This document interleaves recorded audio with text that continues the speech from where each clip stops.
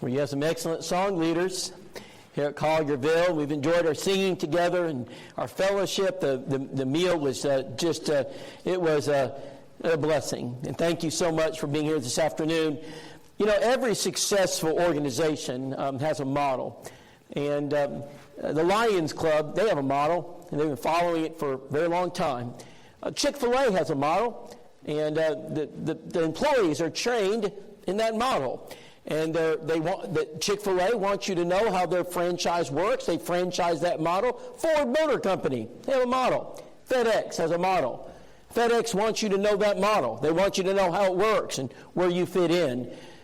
Every successful unit, sports team, has a model. The military has a model. And they want you to follow the model. They've been using the same model. The Navy has been in shipbuilding and operating ships for decades, for century. And they want you to follow the model. Teachers have a model, and they follow the model every day. It's a time-tested model. People use it because it works. Sports teams, the football team, they have a model. Tennessee Vols, they got a model. They keep working on it. They want you to follow the model. And when the players come, they don't want the player to rewrite the model. They want you to find your place in the model. And then they want you to become an expert in your place. So what is the model of the New Testament church when it comes to evangelism? Brethren, I did not come this morning or this afternoon to reinvent the wheel. The model was invented 2,000 years ago. The model it stood the test of time. And if we want to know how to grow, we need to go back to the model and franchise the model. So what is the model? What is it that we need to do in order to duplicate what the New Testament church did? So what I want to introduce to you this afternoon is a model that comes right out of the book of Acts. How do we get people to sit down around the kitchen table and have a Bible study? How do we get them to open a Bible? How do we get them into our home? How do we till the hearts of the people that live around us? Well, the model is not difficult. It's a simple 6-step model that you can read about throughout Matthew, Mark, Luke, and John. Jesus demonstrates it in his life. Acts implements it, and you can see it practiced throughout the pages of the New Testament. And it begins with people. You need contacts. A church cannot grow without them. You're not going to grow if you don't reach the people. The people are the key to the model. And every industry understands this. Walmart calls them customers. Without them, Walmart does not function. And so you need customers. At FedEx, you have to have customers. There's no FedEx without customers. Well, in the military, they need soldiers. They recruit soldiers. Without them, there is no military. The volunteers need players. Without players, there is no team. And so the team doesn't function. Dentists need patients. Without patients, you have no practice. Teachers need students. The airlines need passengers. You have to have people. Everybody understands this. But in the Church of Christ, where is our contact base? Who are they? How do we develop a customer base? Customer acquisition. And when you look at your strategy for reaching the lost here in Collierville, what's your strategy to develop? Now, I know that Aaron has a customer acquisition strategy in his area of work. He knows how to acquire them. He knows how to use his resources to build and to draw in people so that he will have a base upon which to develop. And some of you here, we have a family that he said he was a plumber, him and his wife, and they're getting ready to sell their business this afternoon. He said, Rob, I can't make it this afternoon. I've been in this business for 37 years. I'm going to sell my plumbing business today. He says, and I'm meeting someone at 2 o'clock. But I know that man, I said, how many people work for you? He says, we have 8. We have 6 service techs, 2 secretaries. But I know something about what he's doing because he's got a customer base. He's selling his customer base. It's not just the tools that he has. It's the customer base that surrounds his business. It's worth something. And without it, he does not have a business. He can't feed his family. He can't support himself. So where are your contacts? So where are they? So in the church, the plumber understands it. The plumber, he lives by it. Walmart gets it. FedEx gets it. Chick-fil-A gets it. How do we develop that? So that's step number one. So our school is based upon 6 simple steps, life steps that everyone in this room practices in life. Because if you don't succeed here, you fail. You cannot function. You cannot support your family. Number 2, you got to prospect your contacts. The military knows how to do it. And so they're going to place their recruiting centers in high population areas. That's where they put recruiting centers. They want contacts. They're not going to put them in a desert. They're going to put them, they're not in Iuka, Sam, I'm sorry. They're going to be somewhere else. And so they're going to put that recruiting station where people are. That's contacts. They need them. When they finally find contacts, they're going to prospect their contact. $20,000 signing bonus. I'll pay your college. All you got to do is commit 4 years to us. Sign the dotted line, $20,000. And so they're prospecting. Now, I know we're not going to offer $20,000 if you come to the Church of Christ, but the concept is they know how to prospect their contacts. You know, Josh Heupel knows how to prospect his contacts. He brings them over to the Thomas Bowling Arena. I'm talking about football players, 5-star recruits. I was there not long ago, and I was watching a basketball game, and the announcer comes on, and he says, coming into the stadium now is Josh Heupel, and they put a big light on him, and he says, sitting next to him is a 5-star quarterback. We signed him. He's coming. Now, next year, he's going to play. But how did Josh Heupel sign him? Listen to the crowd. Look at the people. Best fan base in America. He said, I want you to look at the history of this area. I want you to note the program we have. And I want you to understand the commitment that we're willing to make for you. Oh, don't forget the NIL deal. We do have the money. They know how to prospect their recruits. If a football team doesn't know how to prospect their recruits, the football team loses. You've got to learn how to prospect. So here's my question. How do we prospect? Do we even know what the tools are? Do we know how Jesus did it? Because if we don't learn how to prospect our contacts, we're going to fail. All right? So now we got to plant the seed. Every farmer knows how to fertilize and till up his soil. He gets the soil. He acquires the soil. Those are contacts. And then he tills it up. He runs his disc through it. He runs the color packer through. He gets the rocks out. He fertilizes, puts the nitrogen in there. He makes sure he gets everything ready. Isn't it interesting? Gardeners know how to do it. Farmers know how to do it. Josh Heupel knows how to do it. The Church of Christ doesn't know how to do it. We have no idea how to do any of this. We're not doing it. We're sitting in our pews. We have a sign out there that says, come on in. They're not coming because the gospel of Jesus Christ is a commission that says, go on out. And if we don't go out and get them, they're coming. Jesus said, go out to the highways and the byways. And these are his words, compel them. When's the last time you compelled anybody? Most of us are not a compellent or a repellent because of the way we treat people. Because we don't know how to prospect people. Instead of compelling, we're repelling. And I would never go to that church if that's how they are. And so we've got to learn how to do step 2. Now, those first 2 steps, they incorporate more than half of evangelism. I'd say 60% of evangelism is in steps 1 and 2. If you don't know how to do steps 1 and 2, you lose. And so we're going to focus on steps 1 and 2. She walked down the aisle, and she had a piece of paper in her hand. And I went to the church. I said, church, I need help. I said, I didn't grow up in Collierville. I don't live in Collierville. I don't work in this area. I didn't go to school in this area. I don't know people. And I said, church, I need your help. I need to know who you know. I need to know the people that you live next to. I need to know the people you're friends with in your sphere of influence. So it doesn't matter if it's in Collierville, wherever it is you live, that's your neighbor. And I need to know who they are. And I specifically want to know who they are when they have a life event.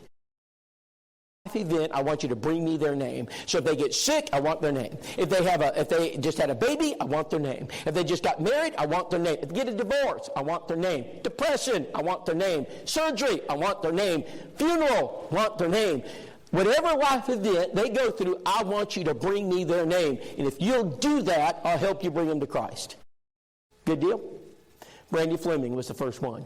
She walks down the aisle. She has a piece of paper in her hand. She says, Rob, I know somebody. Her name's Sharon Fisher. I said, great, Brandy. She said, Rob, she's disgruntled right now. She just had surgery. She said, I think we can reach her. Now, everybody open up the Evangelism Simplified Guidebook to page 105. This is when the church gets busy. This entire lesson is for the membership. This isn't for Aaron. This is for you. Page 105.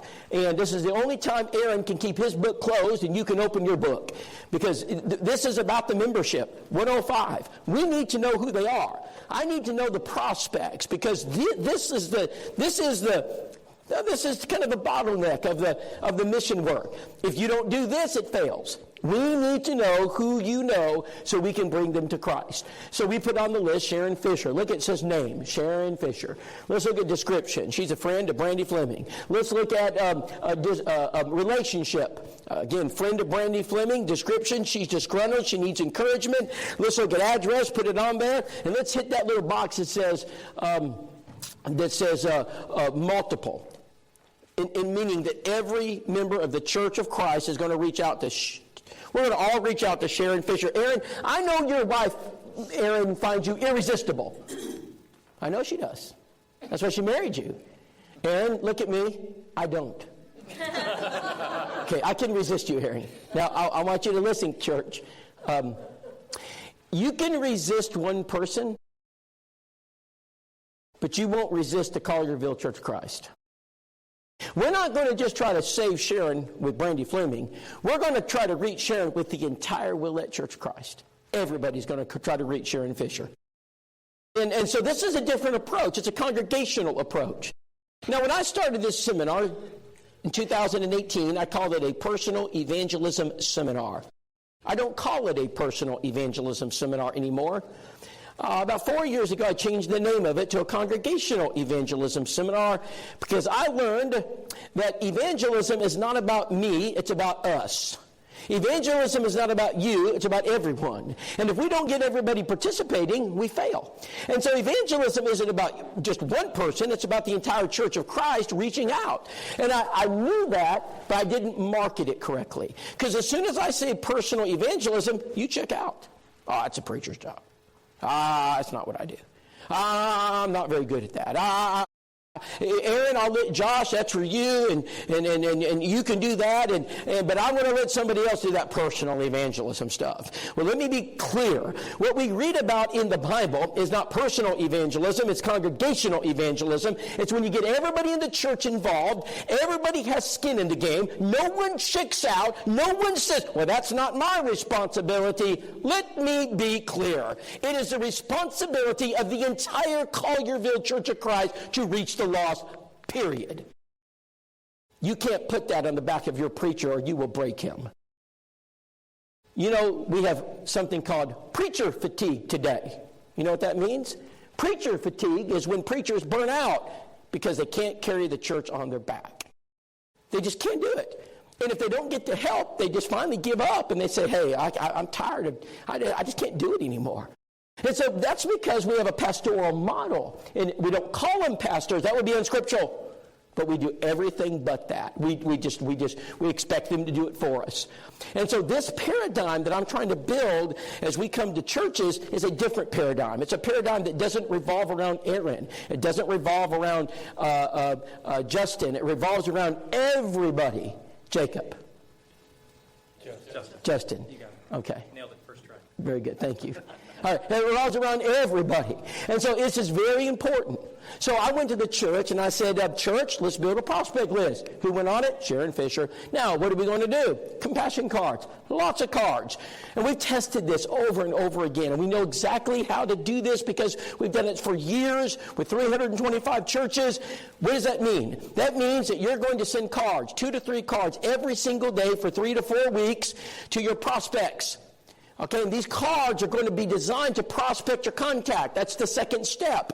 And so we're going to open their hearts, fertilize, till, love them. We're not going to offer a signing bonus. Okay, that's not what we do. But we can offer grace, compassion, forgiveness, love, joy, We can offer the very Christian graces, the fruits of the Spirit, because that's what really people want. People can get money, but what they can't get is your time. People, they can get stuff, but what they can't get is forgiveness and grace, and they need that in their life, and we will provide it. So what we want you to do is send 2 to 3 cards every day to every prospect for 3 to 4 weeks. So what's going to happen when you do that? You're going to open up the heart. Now, there's always a penny pincher in the group, and all they can think about is the money. And so what they're going to think about is this: oh, but that's going to cost a lot of money, and so if we had one card, we could sign it with 25 signatures, and it works just as good. On what basis do you say that? Okay, what study have you done? Because we have done the studies, and we have learned that does not work. You will not move the needle doing that. You're just checking a box. And if you want to check a box and say, I've done it, don't ask me to come. Okay, so we know what works. 2 to 3 cards per day, per prospect, 3 to 4 weeks. Now, if you do that, you're going to move the needle. You're going to get their attention. You're going to have an opportunity to reach their souls. Now, that's what we did with Jimmy and Sharon Fisher. They're our first test subject. You know what happens when they got those cards? They were overwhelmed by your love. They couldn't believe it. They went to Brandy, that church that's praying for me. That church is sending me cards. Brandy, I've never felt so much love. Brandy, can you tell that church that? Brandy, what can I do to thank that church? She said, visit. Come visit. She said, I'll be there.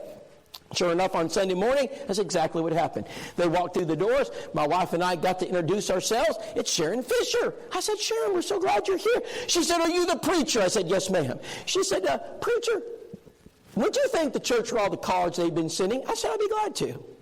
I said, church, this morning we are visiting Jimmy and Sharon Fisher, and they want to thank you for all the cards you've sent. After services, we walked up to them. I said, Jimmy and Sharon, we happen to have this little custom here at Willette. They said, well, what is it? I said, we always invite visitors out to eat. I said, we'd like to take you out to eat. Our treat, would you like to go? Jimmy said, well, I like to eat. I said, good, Jimmy. I said, let's go eat. Who doesn't like to eat? Brother, when a steak costs $20, everybody wants to go out to eat, especially when you're paying for it. And so we just took him out to eat. I do this. My family does this all the time. This is our MO, right? Took him out to eat. We got around the table. We just talked. Jimmy and Sharon, where are you from? Those are called the introductory questions. I'm pretty robotic. I do the same thing every time. You know why? Because it works.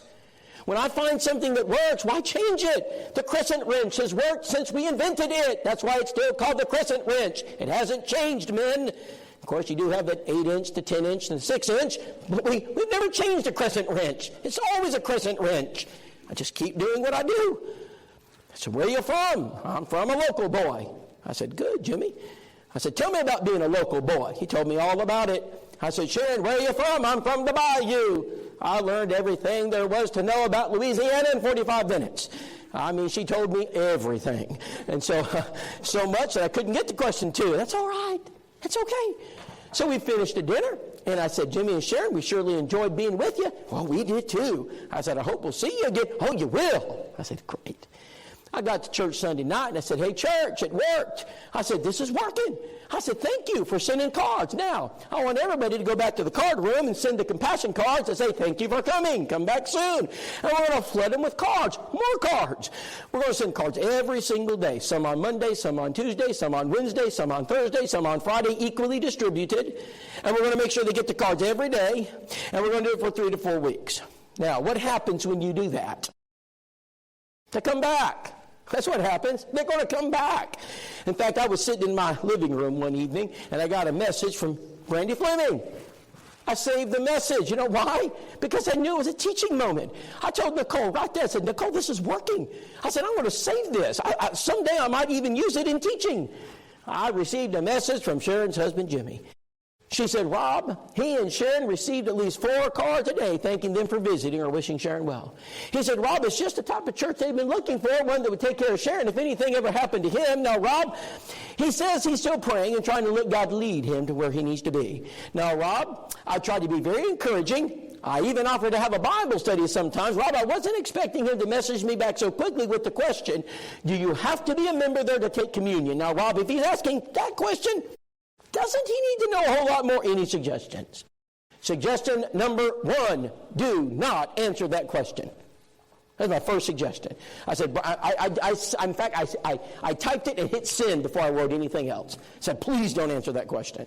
I said, because if you answer the question, you won't have a Bible study. Don't chase the rabbit. You're not going to convert someone by having a discussion about the Lord's Supper.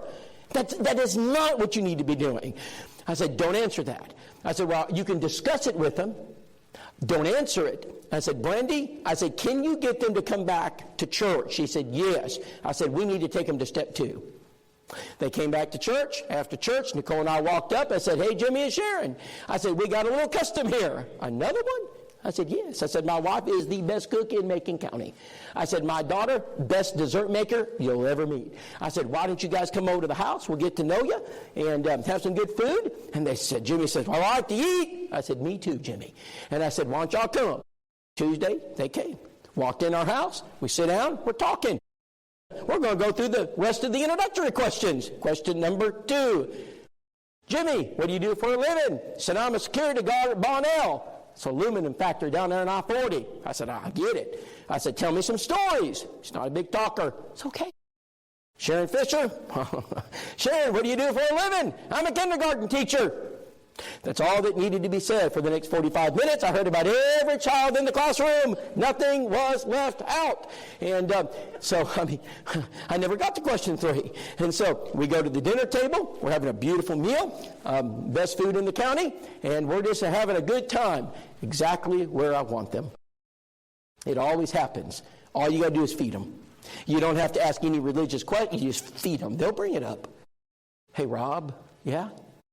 Could we talk to you for just a minute? I said, well, sure. What's going on?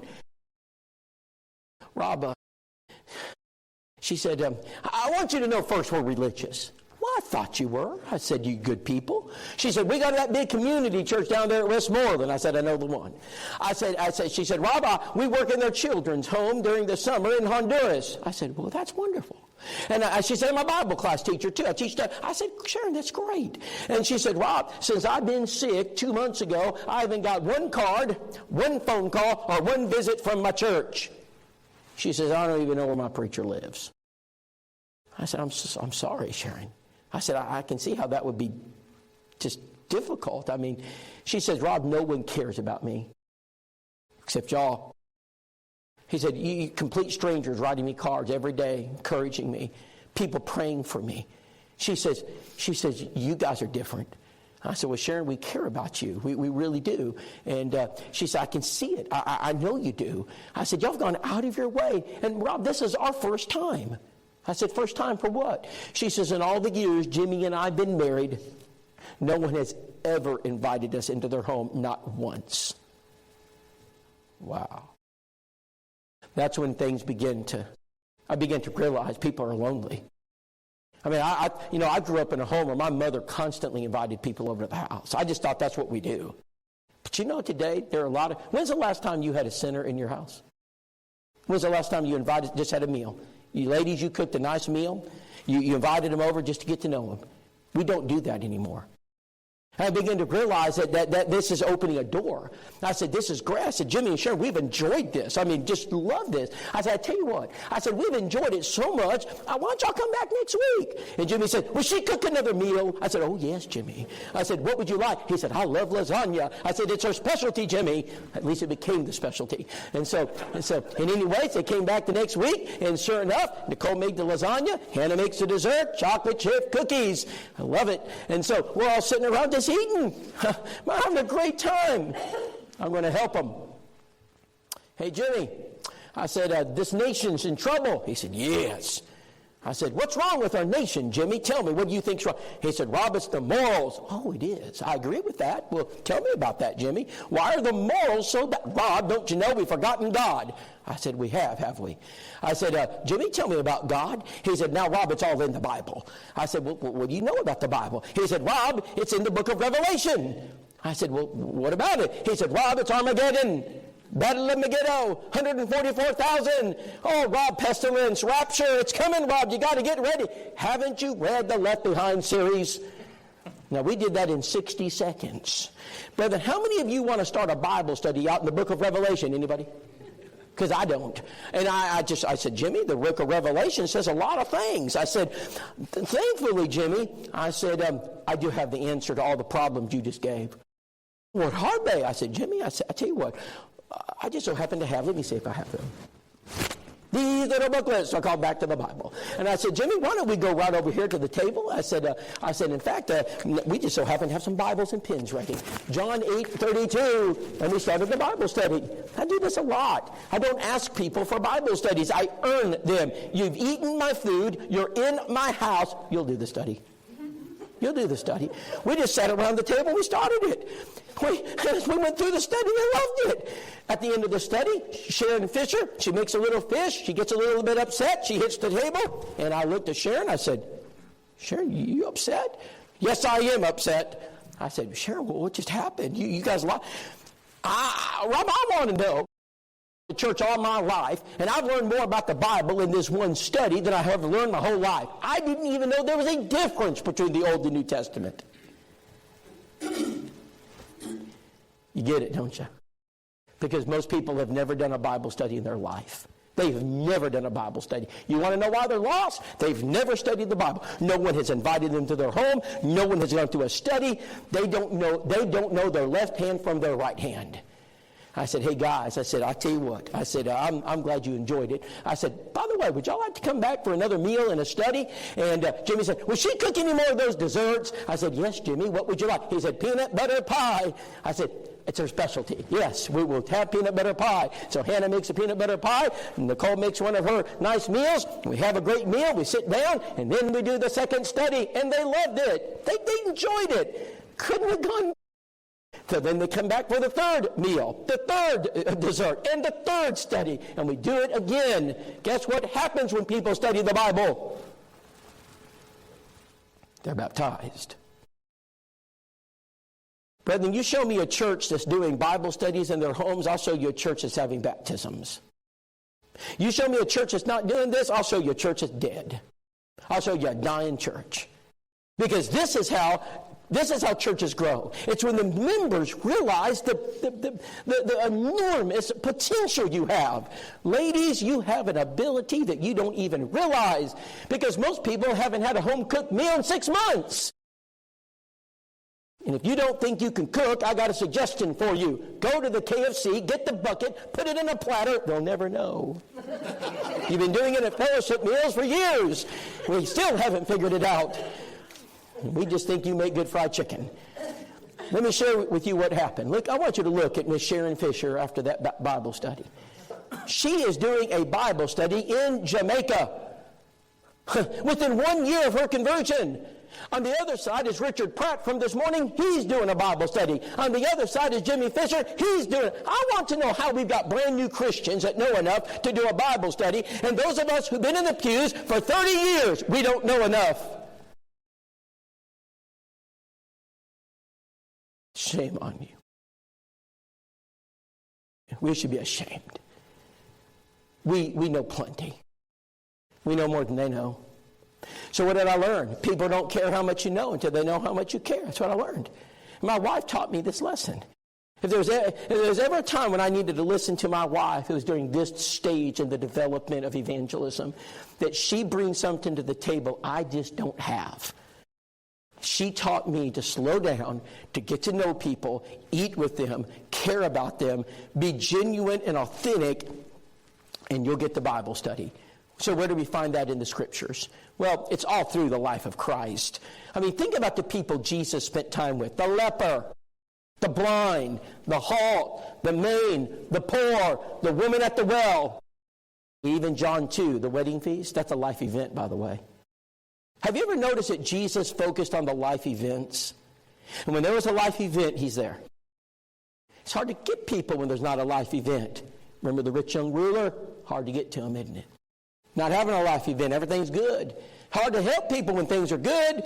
And he turned away and was sad at the same, for he had great possessions. The greatest teacher in the world couldn't get to him.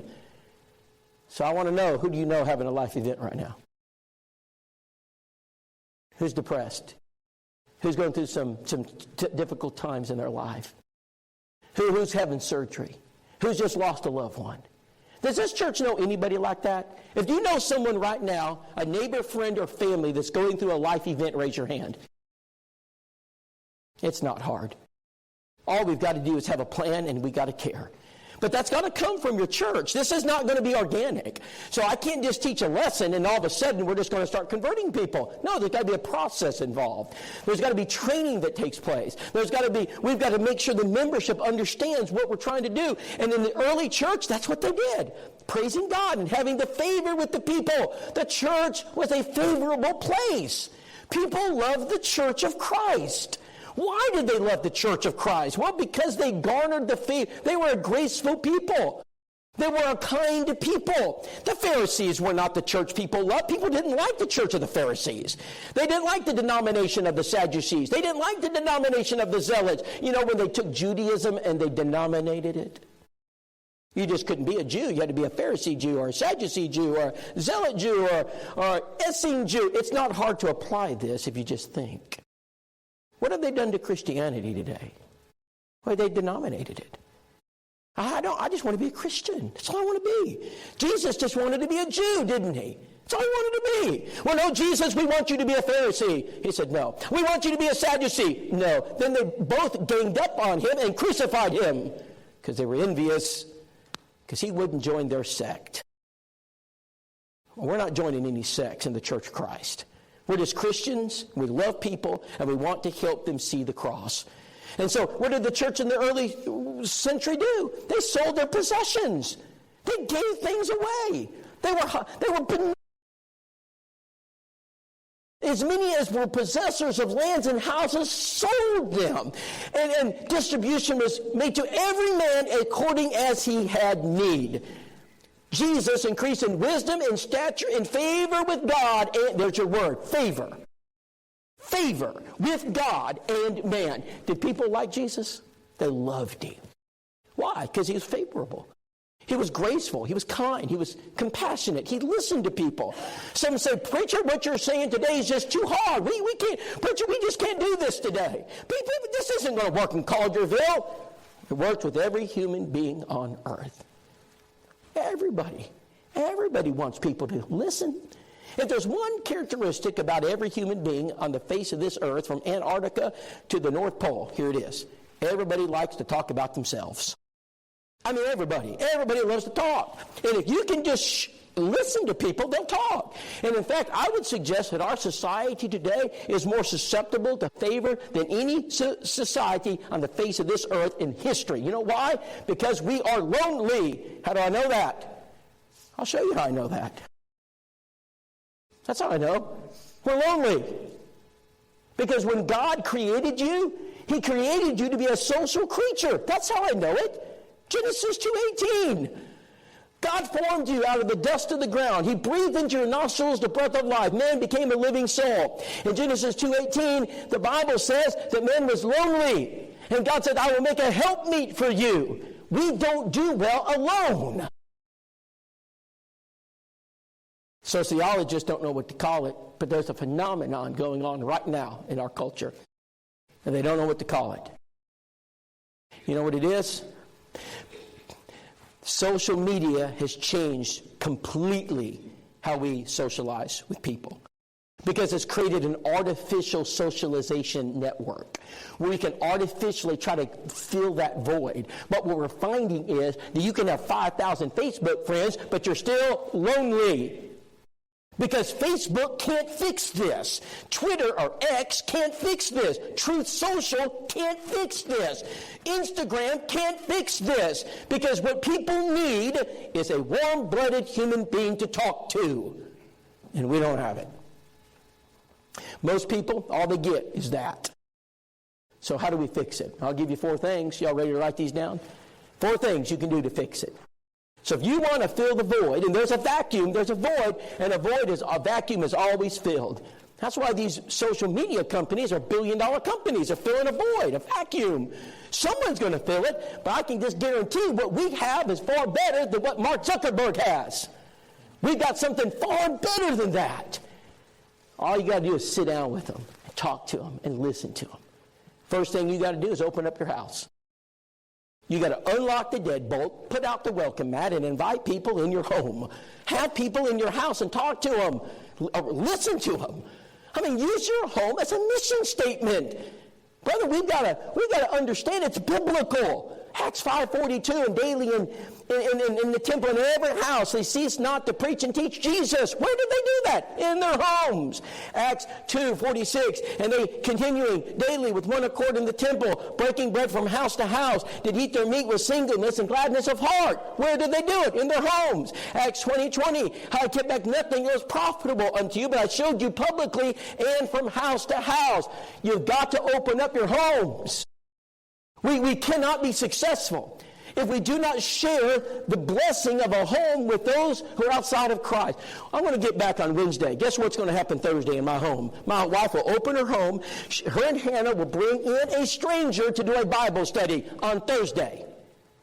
Brother, we are in a hotel 200 nights a year. If my wife can do it, you can do it. And then on Friday, we're doing it again with another couple. Because we know when we have you in our home, you are baptized and you don't even know it yet. You're in my home now. And I'm going to love you like you've never been loved before. And I'm going to show you the cross. And I'm going to share with you the blood of Christ. Try to resist it. It's going to be hard. But we don't do that in the church. You know what we do? Well, they're going to come forward. They're not coming, brother. They're not coming forward. All right? They're not. It doesn't work. What we've got to do is we've got to get people in a personal situation, all right, where we can share that with them. And this is hard because we're all busy. We all get these insane schedules that we try to keep up with. And so, yes, we're going to have to carve out time for your neighbor, carve out time for others. But I know that if I can ask my wife to do it and she can do it, everybody else can do it too. I know you can do this. It's just, do you want to? Next, in Luke chapter 19, Zacchaeus made haste. Come down from there, for there today I must abide at thine house. Why did Jesus want to go to the house of Zacchaeus? Do you think it was to learn more about Roman tax policy? I seriously doubt it. Why did Jesus want to go to his home? There's only one reason. To seek and save the lost. That's what it says in verse 10. How powerful is the home? Jesus knew it was powerful. Let's keep going. You want to see more? Luke 7:36. And one of the Pharisees desired him that he would eat with him. He went into his house and he sat down to eat. Why did Jesus go into his house? Why not just do it on the street corner? Because it doesn't work well on the street corner. You ever seen these people preaching on the street corners? What do you consider them when you see them? They have mental disorders. Stay away. They're dangerous. It doesn't work. They may not. I don't know. But I know that when I'm busy going down the road, right, in my car, the last thing I'm going to do is stop it and go up to somebody on a street corner and listen to them. Okay? And let me give you another place it doesn't work. It doesn't work well here. Most visitors, when they walk in the church building, the first thing that goes up is called shields. They hear about a fourth of what you say. Put them in your home. Feed them. They'll listen. We used to be good at this. How many of you older members remember a time? I'm going to ask you to raise your hands if this fits. You remember a time when a visitor would come in, there would always be people ready to take him into their home to feed them. Y'all remember that? Oh, yeah. We used to be good at it. In fact, I'll just say this. Today, in almost every country but ours, we still do that. Because my family has traveled, and I tell you, I'll go to a foreign country, and the first thing, come over to the house. I mean, she's completely unprepared. Now, you'll sit there for 2 hours as she prepares, and she will prepare. And then they do this commonly. We don't do that anymore. We better get back to it. Hospitality. So it's more than just your house. We got to learn how to treat people once they're inside of it. We got to learn how to relate to people. We got to learn how to interact with people. We've got to learn how to socialize with people. Jesus increased in wisdom and stature, that's intellectually and physically, in favor with God, that's spiritually, and man, that's social. Never been a more social person than Jesus Christ. He's the most social person who's ever lived. People loved him. You got to learn how to be social. And it came to pass, Jesus sat, many publicans and sinners came and sat down with him. And when the Pharisees saw it, they said unto the disciples, Why eateth your Lord with publicans and sinners? Why would you do that, Jesus? I mean, you're tainting the name of Christ. I can't believe you'd spend your time with sinners. Now, I want you to notice how Jesus responds. Jesus said, They that behold need not a physician, but they that are sick.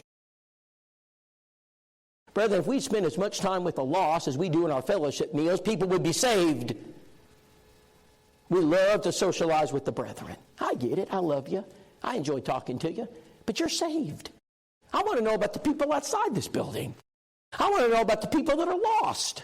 I want to know about the people who need the cross. Jesus said, They that are whole, they don't need a physician. They that are sick, go and learn what this meaneth. I will have mercy and not sacrifice. Behold, I've come to call not the righteous to repentance, but the sinners. We have got to learn how to do this. Another good example is Mary and Martha. What about Mary and Martha? Martha says, Jesus, come over to the house. You come to our house, we'll take care of you. He walks inside the house, and what does Mary do? Mary sees Jesus, and Mary says, Wow. Hey, Lord, would you tell me about Abraham? Lord, tell me about the kingdom. Lord, tell me about Moses. Lord, tell me about heaven. And of course, there's Martha. Martha's in the house thinking, oh, man, I got the Lord Jesus in my house. This is an incredible opportunity. And, oh, no. The Lord is in this house. Oh, I've got dust bunnies in the corner. They've not been, I told my husband to sweep those out. And my floors are not clean either. And my furniture's not been polished. And I got the musty smell in the house. This is awful. He's going to think I'm a terrible house cleaner. And what am I going to do? My silverware's not polished. This just awful. And I'm not a very good cook. And I got to cook something. And he's probably got a peanut allergy. I'm going to kill him. You know what Jesus said? Martha, Martha, thou art troubled about a great many things. But there's just one thing that matters. And your sister has chosen the good part, and I won't take it away from her. How many things matter in life? How many things? One thing. There's just one thing that matters. Is it possible that we're majoring in the minors and minoring in the majors? Is it possible that we've become so self-fulfilled? We're more worried about pine sol on the furniture than we are about souls that are lost. Shame on us. Principle number 3, we got to learn to hearken. James 1:19. Wherefore, my beloved brethren, let every man be swift to hear, slow to speak, and slow to wrath. Let me give you a theologic definition to this verse. You ready? This is deep.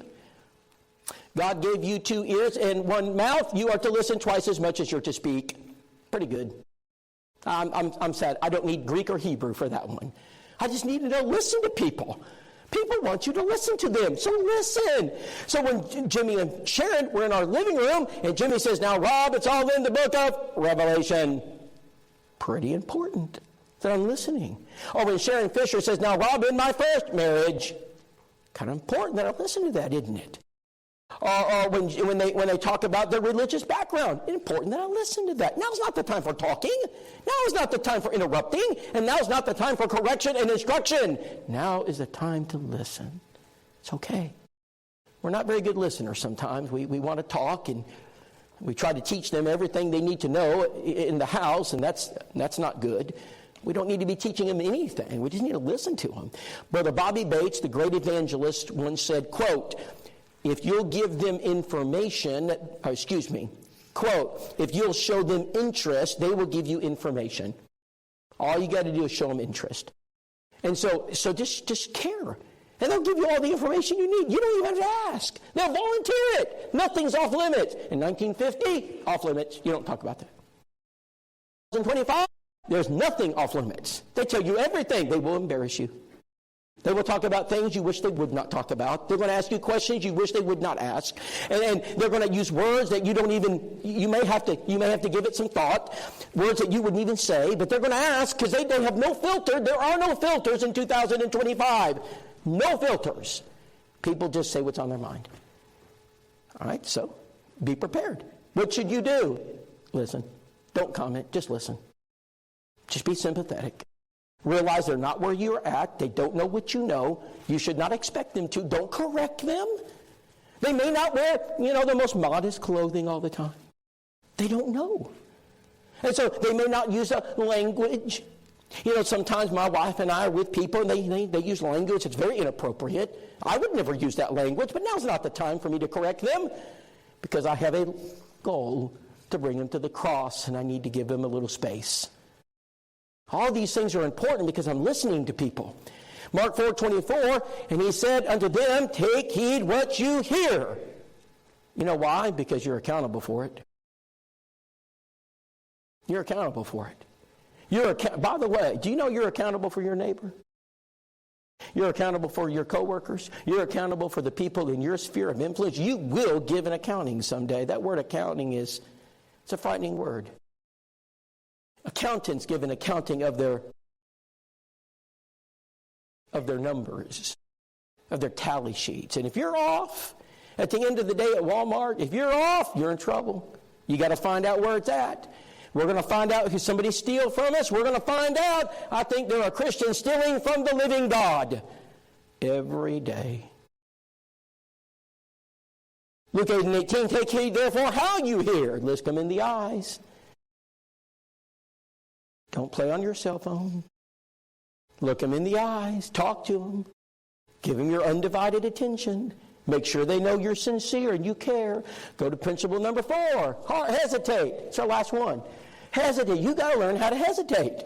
If we can learn how to hesitate, brethren, we know that if we can do this, all right, if we can hold back, we won't ruin the environment. We'll have a Bible study. What do I mean by that? Well, sometimes it's just not the right time. When Sharon Fisher said, now, Rob, in my first marriage, hesitate, preacher. Now's not the time to talk about marriage, divorce, and remarriage.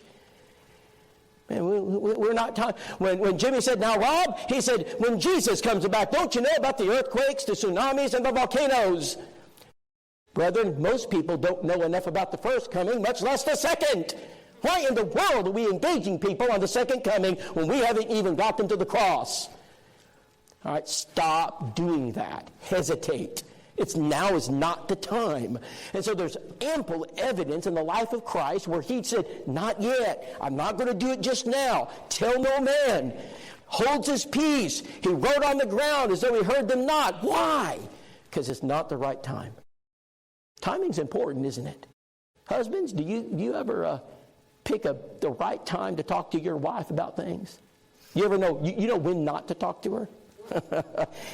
Any husband who's been married for any length of time knows that one. How about wives? You know when to talk to your husband and when not to? All right? So are there times you shouldn't talk to him? Maybe when he's exhausted. Now's not the right time. Right? And so we know. How about our children? Mothers and fathers. Do you know there are times to talk to your children and times not to talk to them? Of course. So I just always find this fascinating. Mothers get it, fathers get it, husbands get it, wives get it, the boss gets it, the employee gets it. But what about the Christian? Do we get it? We better learn those lessons. Because they're going to bring up their doctrine. They're going to bring up the tongue speaking. They're going to bring up Mount Miracle, Mount Version. Brethren, instead of climbing Mount Version, let's climb Mount Conversion. Why are we climbing Mount Version? We just met these people. Now's not the time to talk about the different versions of the Bible. Let it go. We're not talking about elders and preachers. We're talking about people who are not even Christians yet. Do you really want to climb Mount Version and take out your sword and fall on it? Because that's what you're going to do. Don't climb Mount Miracle. Don't climb Mount Second Coming. Just leave it alone. I don't want you to climb Mount Sports Team. You know what's going to happen, don't you, brother? They're going to be Alabama fans. And you're going to have to like Alabama to get a Bible study. You can do it. I know it's hard, but I know you can do it. Go Crimson, oh my, go Crimson Tide. If I've got to do that to get a Bible study, so be it. Look at you. Take a deep breath. You can do it. All right, Georgia. Mount Politics. They're going to have a different political persuasion than you do. How come they're going to down your candidate? And they're going to go, it's going to be, they're going to just assume you believe everything they believe. That's what Americans do. And they're just shocked that anybody believes any differently. Brethren, let me be clear. The Republican Party and the Democrat Party are not worth it. The parties aren't worth it. There's only one party I'm a member of. It's called the Christian Party. And I'll take that one to my grave. We're not going to let money divide us. Just be careful.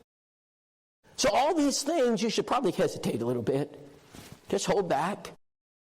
All right, you just need to have a sympathetic ear. You know, Jesus never let the Herodians divide him, did he? The political party. They tried. Jesus, should we give the taxes to Caesar? That was an attempt to divide Jesus by politics. He was smarter than that, didn't he? He's smart about this stuff. Jesus, what about that old resurrection? Who's going to be married in the resurrection? They thought they had him, didn't they? He wasn't biting on that. You know, if we would just follow his example and not bite on this stuff and allow this stuff to distract us, we hesitate, we hold back. You know, I put 4 more lessons in your hands tonight. 4 lessons. I said this morning, defer, don't debate. When they ask questions, just defer them. Number 2, show them, don't tell them. Number 3, plant, don't pick. Number 4, open up your home. Number 5, extend kindness and hospitality. Number 6, hearken and listen to people. Number 7, hesitate. Don't climb up a mountain unless you're willing to pull out your sword and fall on it. There's only one mountain I want to climb this afternoon, and it's called Mount Golgotha. And I'll climb that mountain with you. I'll take Calvary any day of the week. That's the mountain I want. And I'm so laser focused on it. And if I can take you to the cross, you'll become a Christian almost every time. But you know why they don't become Christians? Because we don't take them to the cross. We're too busy on Mount tongue speaking.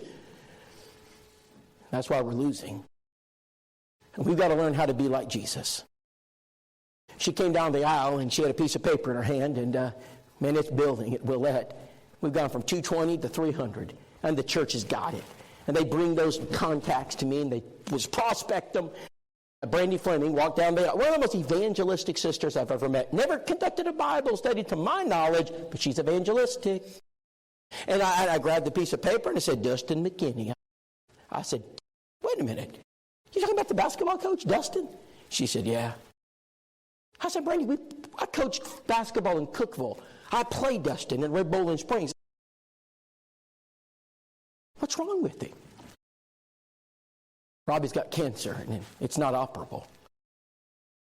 I said, Brandy, Rob, I think we can prospect him. I said, I'll put him on the list. So we put him on the list. The church started praying for Dustin, sending cards to Dustin.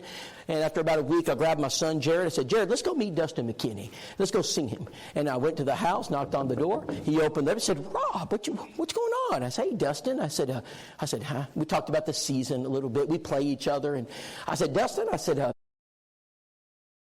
I heard you had cancer, Dustin. Yeah. I'm sorry, man. I don't know how I'd feel right now, but I came to help you. He said, what can you do to help me? I said, I can pray. I said, would it be okay? My son came and we just came to pray with you. He said, man, Rob, please pray for me. So we bowed our heads and prayed, and I finished the prayer, and I said, Dustin, I said, is it okay if I come back to pray again? He said, Rob, you can come back every day and pray. Don't worry, I will, because I have one mission, and I never lose sight of my mission. A week later, I grabbed one of the elders, and I said, let's go visit Dustin McKinney. Went over to the house, knocked on the door, and said, hey, Rob, who do you got there? I said, just a friend of mine, Steve Draper. Come on in, Steve Draper. Now I'm in the house. I have one mission. I sat in the living room. Now his little son, his name is, ready? Neeland. Neeland is his name. He runs across the living room, little tight basketball, whoop. You know, I mean, he's excited. We're talking about Tennessee, you know, basketball and football. Things are going good. And I looked around. I saw your card. Thank you. I saw your card too. I saw yours. I saw yours. And their house is covered in cards. And I don't ask questions I don't know the answers to. I said, Dustin, where'd all these cards come from? That church you preach for, Rob, they send cards every day. Oh, they do? It's strategic. He says, Rob, those cards get me through the day. I can't tell you how much they mean to me. I said, well, Dustin, we're glad to pray for you and keep encouraging you. And, hey, Dustin, I noticed your lawn's getting a little tall out there. Rob, the doctor says I can't get under the sun. They won't let me. I said, Dustin, you know what? Your lawn will be mowed every week by the Willette Church of Christ. Steve Draper, the elders over here. He said, we will. Now, when you work with elders, it's better to ask for forgiveness than permission. It works very well. So anyway, now we've got it all done. So we were walking out of the house, we prayed, and we got to the church that night. The elder said, Rob, we need to see you. Uh-oh. I said, and they said, Rob, we get it now. And I love these moments as a preacher, when the elders look at you and say, we get it. We want to help, Rob. I said, what do you want? Send a message to Dustin and Natalie. I said, what's the message, gentlemen? They said, you tell them we'll pay their highest medical bills, no questions asked. Wow. I said, are you sure you want me to say that? They said, yep. Don't tell anybody. Tell them this is not to be told. I said, yes, sir. So I went to their house. I told them, you ought to see the look on their face. And Natalie says, hey, Rob. He said, I don't know what to say. I said, it's okay. We love y'all. We care. Hey, Rob, we finally found a surgeon to do the surgery. I said, great, where is he? He said, Vanderbilt Hospital. I said, man, I'll be there. Rob, you can't go to Vanderbilt. That's too far. I said, I'll be there. That morning I got up. I told my wife, I'll tell you all day, honey, you know what happens. I said, just keep the church updated. I want you to update. We're all pray. It's a day of prayer for Dustin McKinney. And I got to the hospital after the surgery. The surgeon comes out. He says, McKinney family. I raised my hand. I've never seen anything like this, Miss McKinney. He said, it was worse than we thought, but Miss McKinney, I got it out. And I said, doctor, can I pray? He said, you better, son. He said, I can't explain what just happened today. He said, but I think I got it. 2 weeks later, they called me and they said, hey, Rob, we're filling up to it. You can come over. I loaded my family up, went to the house. I'm sitting at the living room, surrounded by your cards and prayers and love. It's not hard. Hey, Dustin, would you like to know more about Jesus? He said, Rob, I'd love to know more about Jesus. Good. I just so happen to have, let me see if I have them. These little booklets are called Back to the Bible.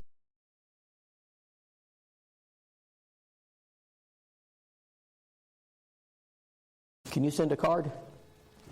Can you? Can you give me a name? Can you send a card? Can you? Who here can't help us? Who here is just going to be a bystander? Brethren, it's time that we get some skin in the game. And everybody in this church needs to step up and help.